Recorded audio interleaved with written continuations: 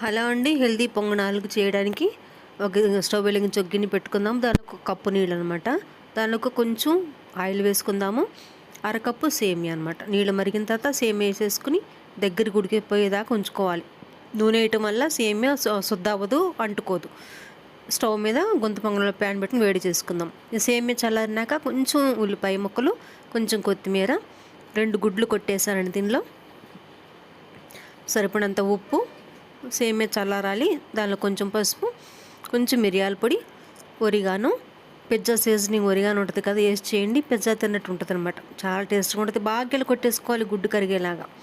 పొంగనాలు ప్యాన్ వేడైన తర్వాత దానిలోకి నూనె కొంచెం అంటించుకొని గుంట గరిటె తీసుకుని అన్నిట్లో నింపేసుకోవాలి.